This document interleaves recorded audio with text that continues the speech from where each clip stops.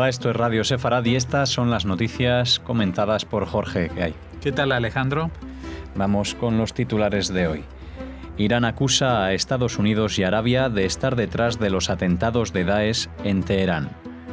La embajadora de Estados Unidos ante las Naciones Unidas, Nikki Haley, de visita en Israel. Detienen en Zaragoza a una marroquí que publicaba mensajes animando a apuñalar a los judíos. El Papa invita a rezar juntos por la paz entre israelíes y palestinos en el 50 aniversario de la Guerra de los 6 días. Estos son los titulares. Tras las noticias hablaremos de la agenda cultural. Vamos ahora con los guardianes de la revolución de Irán, que vincularon a Estados Unidos y a Arabia Saudita con los atentados reivindicados por el Daesh en Teherán, que causaron al menos 12 muertos.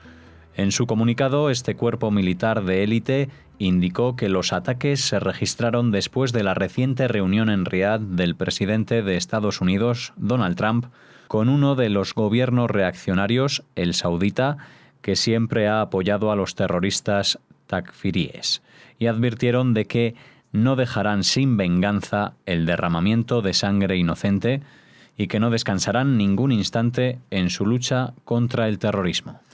Bueno, evidentemente lo que pasó en Irán va a tener consecuencias.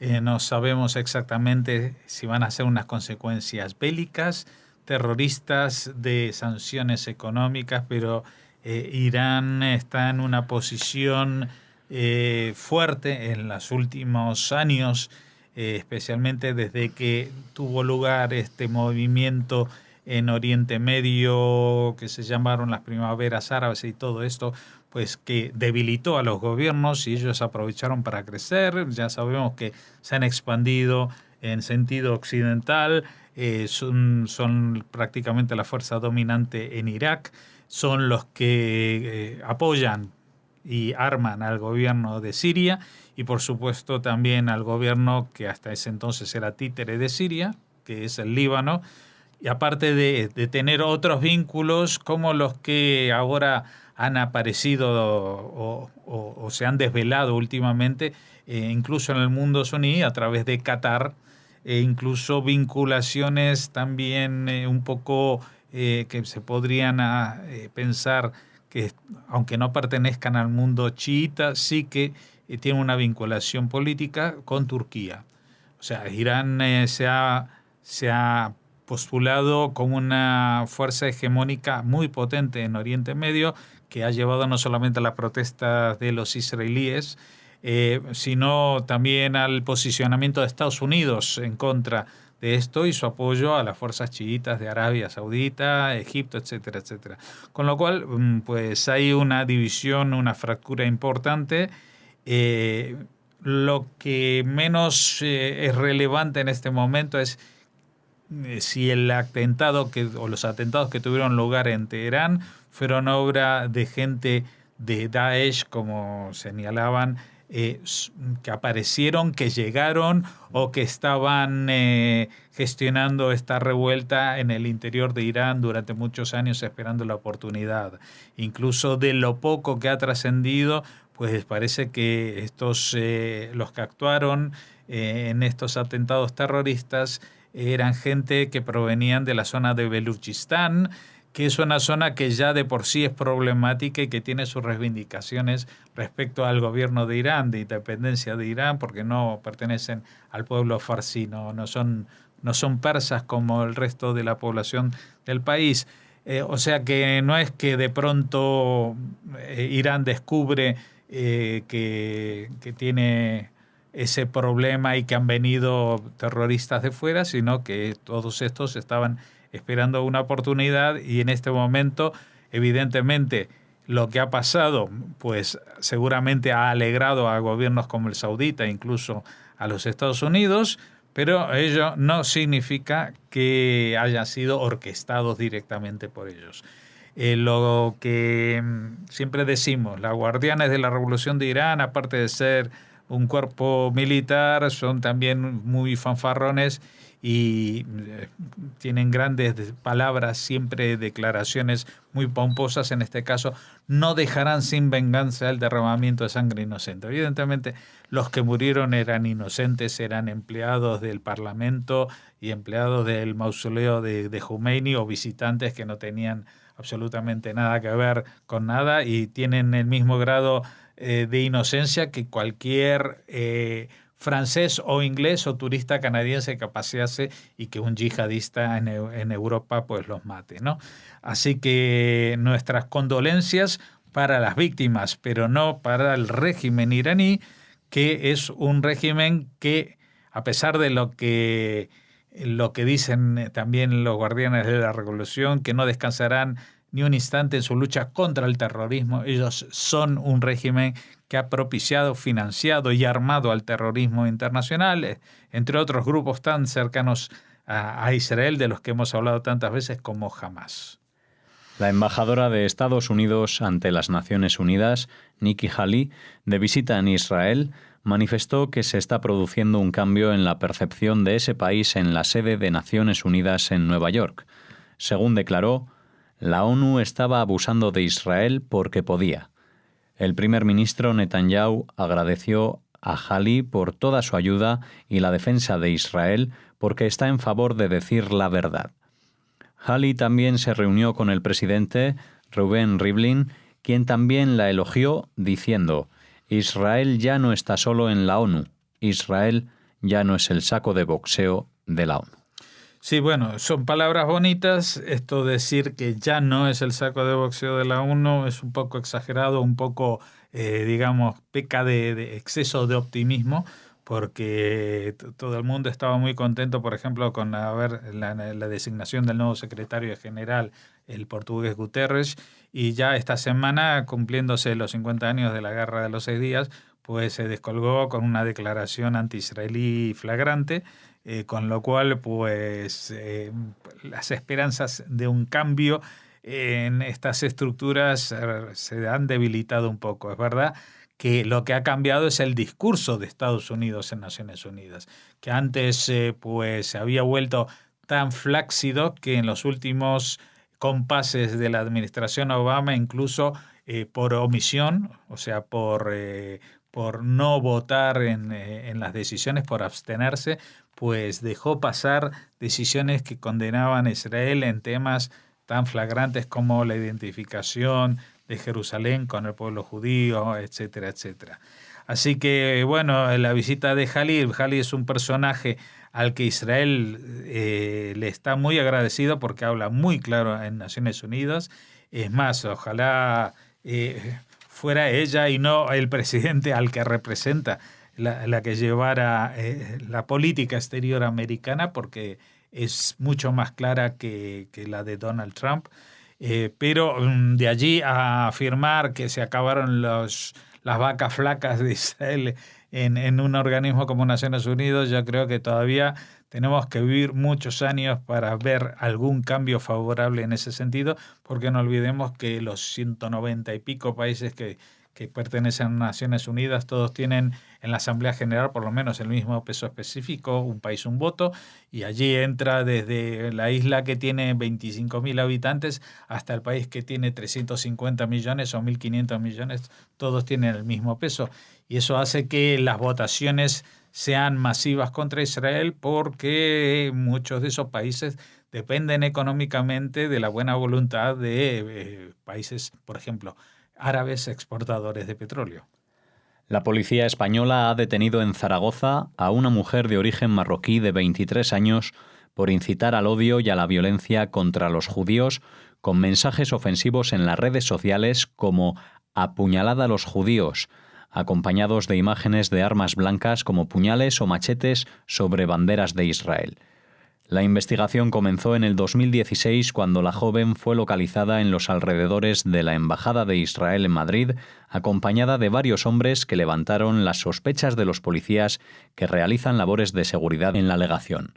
Tras varias pesquisas, los agentes comprobaron que la mujer gestionaba un perfil en Facebook donde contaba con 2.000 seguidores y donde difundía numerosos textos que alentaban a ejecutar acciones contra la población israelí. También en las redes, la joven defendía al grupo terrorista Hamas. Sí, bueno, esto es lo que hay que hacer. Esto es lo que nosotros hemos criticado que no han hecho los deberes que tienen que hacer países como el Reino Unido, Francia, Alemania, Bélgica, que tienen tan fichados a todos y después van todos los fichados y cometen atentados, ¿no? Pues no, aquí en el momento que se tiene constancia de que alguien está incitando a la violencia y que está radicalizándose no solamente a sí mismo, sino que a los demás, pues hay que ponerle coto, llevarlo a juicio y ver qué es lo que se puede hacer y qué es lo que permiten las leyes para evitar que se propague esta ideología del asesinato, de la violencia y de hechos tan racistas como estos, porque entre otras cosas uno puede decir, no, es que esto es contra los israelíes. No es contra los israelíes. Si tú dices apuñalada a los judíos, está muy claro, y esta persona lo que hay que agradecerle es su claridad de metas. Que no empiece a decir, como dicen muchos, no, que estamos contra los israelíes por la ocupación, pero no tenemos nada contra los judíos. Sí, tenéis lo mismo contra los judíos que siempre se ha tenido en muchos lugares del mundo. Así que ahora no vengáis a disimular cuáles son las verdaderas intenciones. Esta mujer no lo ha disimulado y encima no ha sido lo suficientemente cuidadosa para esconderse un poquito más detrás de su perfil, seguramente alentada porque como en el resto de Europa pues no pasa nada por estas cosas, pues en España pretendía que tampoco pasara nada. Otra cosa es que lo hubiera hecho si hubiera seguido viviendo en su país de origen, en Marruecos. Allí no se hubieran andado con tonterías. Me imagino que la respuesta hubiera sido algo más contundente que la detención y el juicio que va a tener en España. El Papa ha instado a los católicos a sumarse este jueves 8 de junio a las 13 horas, a la 1 del mediodía, a la iniciativa Un Minuto por la Paz, que promueve a través de la oración el diálogo entre cristianos, judíos y musulmanes para conmemorar que hace 3 años el presidente de Israel, Simón Peres, y el de Palestina, Mahmoud Abbas, se reunieron en el Vaticano. El pontífice ha señalado que hoy por hoy hay mucha necesidad de rezar. La oración por la paz coincide con el 50 aniversario de la Guerra de los 6 días. Sí, y nosotros nos queremos unir a cualquier rezo, a cualquier pensamiento positivo que haya en el acercamiento hacia la paz, tanto con los musulmanes como con los cristianos. Es más, nos gustaría sumarnos también a un homenaje y a un minuto por la paz que se haga por los cristianos masacrados en Oriente Medio y sobre los cuales el Papa pues no hace estas iniciativas. También hay que recordar que esto, si bien pasó hace 3 años, pues no lo recordó ni hace 2 ni hace 1. Solamente este año lo saca a colación con el 50 aniversario de la Guerra de los 6 días. Y a mí esto pues me cruje un poquito, pero no va a pasar nada porque todos vamos a sumarnos en lo más positivo para encontrar, a ver si por la vía de lo sobrenatural podemos llegar a encontrar algún camino para acabar con esta sangría que lleva un siglo en territorio de Oriente Medio, pero que lleva muchos siglos en toda Europa y en el mundo de buscar la paz también para los judíos. Pues sumándonos a ese minuto por la paz, Jorge, nos despedimos de las noticias. Hasta la próxima semana y les deseamos a los oyentes un Shabbat Shalom. Shabbat Shalom para todos. Volvemos ahora en unos segundos tras la pausa con la agenda cultural.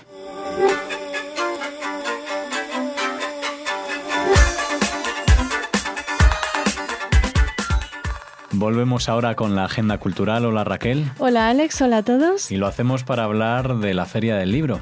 La Feria Internacional del Libro de Jerusalén, que contará por primera vez con el Instituto Cervantes de Tel Aviv y las embajadas de habla hispana en Israel, juntos en el stand, en el puesto número 8 de la feria, donde se llevarán a cabo una serie de presentaciones de libros y además se disfrutará de un rico programa de actividades conectadas, claro, con lo literario.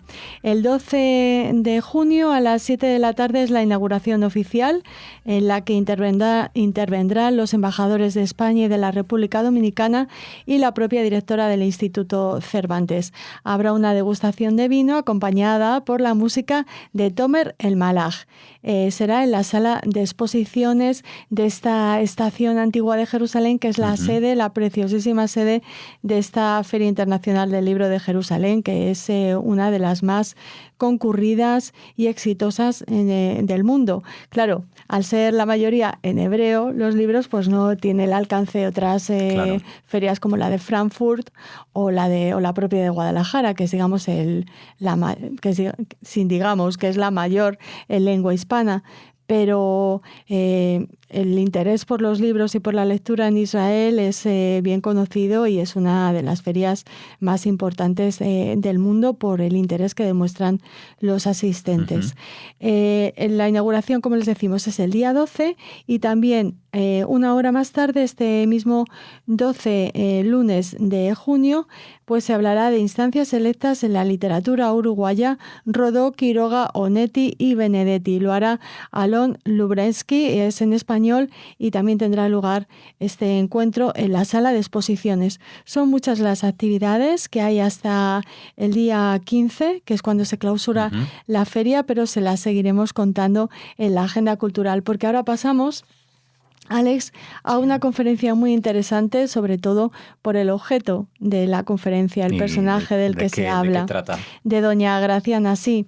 El Instituto de Relaciones Culturales Baleares-Israel ha ofrecido una conferencia ya el día 8 y ofrecerá otra sobre doña Graciana Sí y los suyos. Ya saben quién fue esta mujer extraordinaria de ascendencia judía y española que dirigió una de las casas de negocios y bancaria más importantes del Renacimiento. Junto a su familia dedicó y arriesgó parte de su gran fortuna para salvar de la Inquisición a los conversos y sus familias de la península ibérica y Portugal, creando rutas hacia las tierras otomanas donde eran bien recibidos y apreciados. Para conseguirlo, se enfrentó a emperadores, a reyes, a reinas y hasta al propio Papa Pablo IV.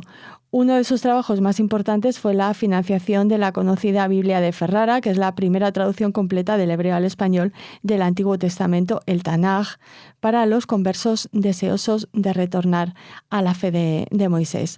Estas conferencias están a cargo del doctor Pedro de Montaner. Es el próximo jueves, 15 de junio, en el Centro de Cultura Sa Nostra a las 7:30 de la tarde. Y desde aquí felicitamos al Instituto de Relaciones Culturales Baleares-Israel y a su presidenta Jacqueline Tobías, siempre tan activos en todo lo que tiene que ver con la cultura judía e israelí. Pues desde luego que sí, felicidades para ellos. Y para cerrar, no sé si lo hacemos con una recomendación como solemos. Bueno, es una recomendación, pero no es literaria. Bueno, pues no pasa nada, es recomendación. Hombre, por supuesto. Y yo creo que un poco flamenca, por el cartel que he visto según entramos al estudio. El baile flamenco de Leila Brukin, ya saben, esta joven bailaora de origen iraní, judeo-iraní, nació en Estados Unidos, lleva muchos años asentada en nuestro país. Nada más llegar se enamoró del flamenco y se ha convertido en una de las figuras principales en la escena de bailaoras, en la escena flamenca de nuestro país. El año pasado, siempre está en los festivales más prestigiosos como Suma Flamenca, y en este caso podemos verla los próximos viernes 9 y sábado 10 y domingo 11, o sea, tres días en el Café Ciriap, aquí en Madrid, en Paseo de la Esperanza 17. Estará acompañada al cante por Roberto Lorente, Naike Ponce, y a la guitarra por Juan Jiménez, y también contarán con la percusión de bandolero. Y si pueden, de verdad, acérquense a las 9:30 este viernes, sábado y domingo para disfrutar del arte flamenco judío de Leila Brukin. Bueno, pues no es literaria, pero es flamenca y es musical y es de danza y es una mezcla de arte que recomendamos para todo este fin de semana, en el que les deseamos a todos ustedes un Shabbat Shalom. Shabbat Shalom.